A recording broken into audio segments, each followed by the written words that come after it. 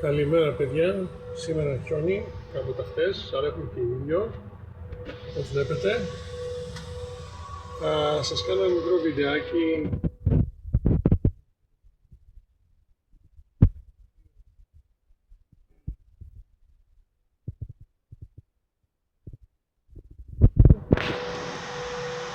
τα παιδιά μας.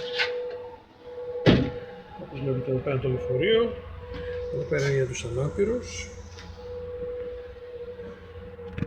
Για αυτούς που έχουν πρόβλημα να περπατήσουν, και όπως βλέπετε έχουμε και τα Wi-Fi εκεί πέρα. Εδώ πέρα βάζεις το καλώδιό σου να γεμίσει το τηλέφωνο. Πάμε και μια τσαντούλα την αφήνεις εκεί πέρα. Αυτό το λεωφορείο είναι τώρα είναι ηλεκτρικό, με μπαταρία που το λέμε εδώ πέρα. Εδώ πέρα βάζεις ανάπηρη καρέκλα ή καροτσάκι. Αυτό εδώ πέρα ανοίγει προς τα έξω για να μπει κάποιος μέσα. Το λεωφορείο βέβαια κατεβαίνει. Εδώ πέρα έχουμε και άλλη θέση για ανάπηρους, καροτσάκι κλπ. Και συνεχίζεται όπως βλέπετε. Αυτά είναι τα λεωφορεία της Volvo. Εδώ πέρα σου λέει πότε φεύγει το λεωφορείο, που πάει κλπ.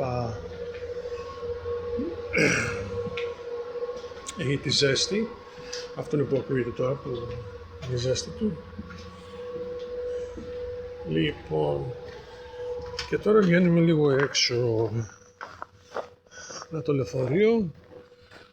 Εκεί πάνω γεμίζει, φορτώνει μάλλον. Αν είναι γεμάτο τώρα, δεν χρειάζεται να κάνει τίποτα. Εδώ πέρα είναι το τέρμα και η αρχή του σταθμού, του λεωφορείου. Να η θάλασσα εκεί κάτω. Βλέπετε χιόνι. Δεν είναι και πολύ. Δηλαδή άμα δείτε το πόδι μου και να το χιόνι. Δεν είναι, ας πούμε, ότι είναι, φαίνεται επειδή το έχει απλώσει παντού. Φαίνεται ότι είναι πολύ. Αυτά εδώ πέρα είναι διαμερίσματα τα οποία τα έχουν πουλήσει σε ηλικιωμένους. Το μόνο αρνητικό που είναι εδώ πέρα είναι ότι δεν υπάρχουν μαγαζιά εδώ πέρα έξω. Δηλαδή δεν υπάρχουν τίποτα να πάει να ψωνίσει ο κόσμος, το οποίο πάει, παίρνει το λεωφορείο και πάει στην πόλη και παίρνει. Δηλαδή, εντάξει, στην πόλη, 15 λεπτά από εδώ πέρα. Ήθελα να σας πω ευχαριστώ για τα comments που κάνετε χτες και προχτές και τα έχω δει. Και σε πολλά πράγματα, παιδιά, έχετε δίκιο.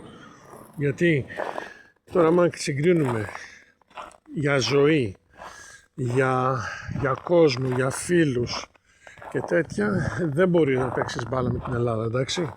Η Σουηδία δεν είναι για αυτά. Δηλαδή, διάβασα ένα σχόλιο που είχε γράψει ένα παιδί που λέει ότι είχε έρθει στο Μάλμε, λέει, και δεν ήταν αγενείς οι άνθρωποι, ήταν απλά σου γυρνάγανε την πλάτη, κάτι τέτοιο. Δεν θυμάμαι ακριβώς πώς το είχε πει.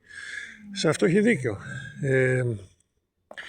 Εγώ έχω μείνει και πολλά χρόνια στην Αμερική, το οποίο εμείς από εδώ πέρα, από Σουηδία φύγαμε Αμερική, άλλη ιστορία αυτή, το οποίο για μας έχουμε δει πολλά πράγματα εδώ πέρα, τα οποία δεν ταιριάζουν για μας. Αλλά εντάξει, έχουν μείνει 2 χρόνια ακόμα, δόξα Θεώς, να είμαστε καλά, να πάρουμε και τη σύνταξη από εδώ πέρα και αυτό βλέπει. Αλλά εγώ πεφτόμουν πιο πολύ στους νέους, μωρέ, που πάνε να κάνουν κάτι τα παιδιά. Και βλέπω εκεί πέρα τι γίνεται με τις κομπίνες, με το... πώς το λένε στα ελληνικά, δεν ξέρω. Είναι το...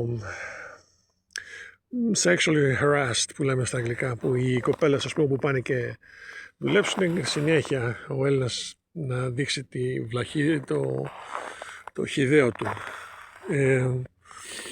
Με αποτέλεσμα ότι πολλές κοπέλες μένουν στην Ελλάδα και κάνουν σερβιτόρες και το ένα και το άλλο, τέλος πάντων.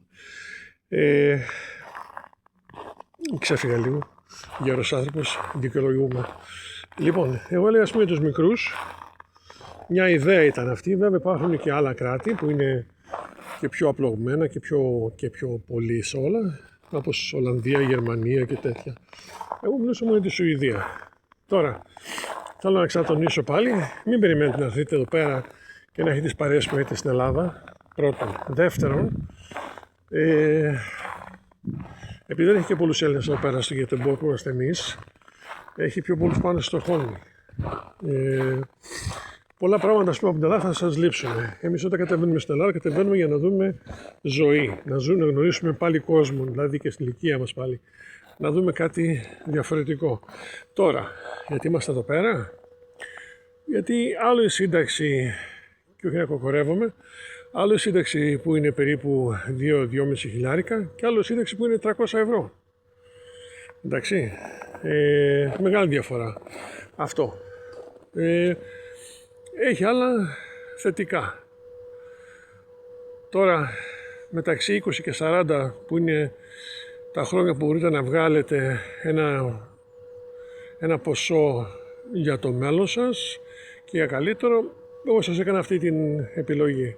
Υπάρχουν και άλλα πράγματα εδώ πέρα, βέβαια θα μιλήσω σε άλλα βίντεο, γιατί πρέπει να φύγω τώρα, εντάξει, να μην μου φωνάζουν κιόλας.